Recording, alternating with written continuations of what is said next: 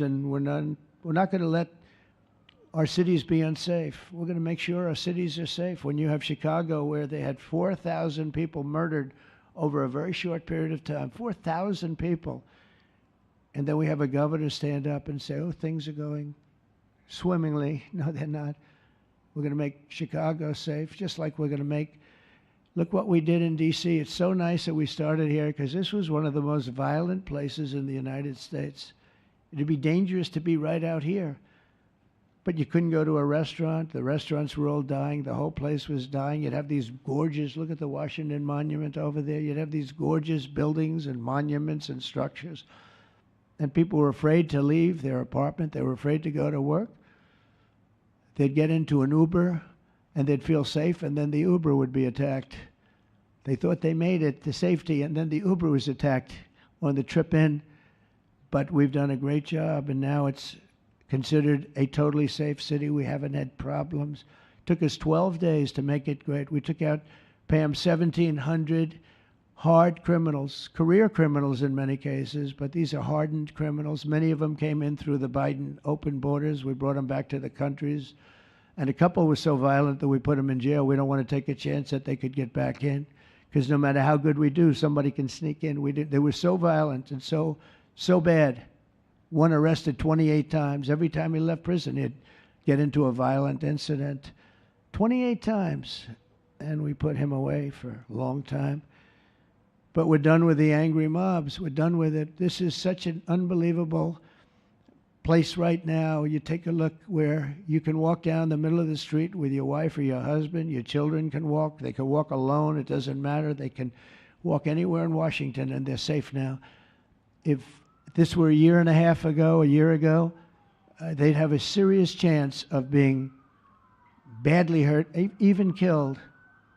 Even killed. They'd come in from Indiana. They'd come in from Iowa. They'd come from Florida to see their nation's capital, and somebody would have to call the parents, I'm sorry, but your son or your daughter's been killed.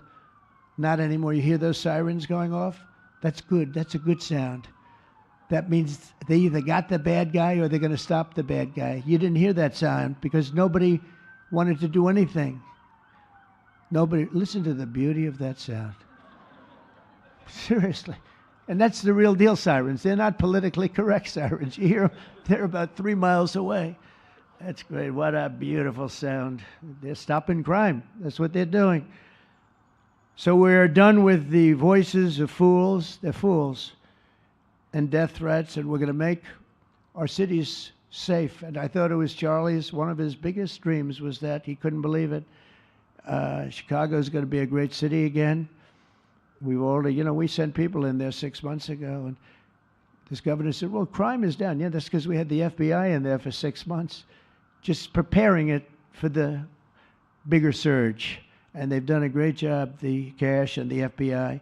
They've done a great job. And they love doing it, They love being able to do it. They were restricted from doing it. They couldn't do anything. And now they're totally unrestricted. All they have to do is stop crime.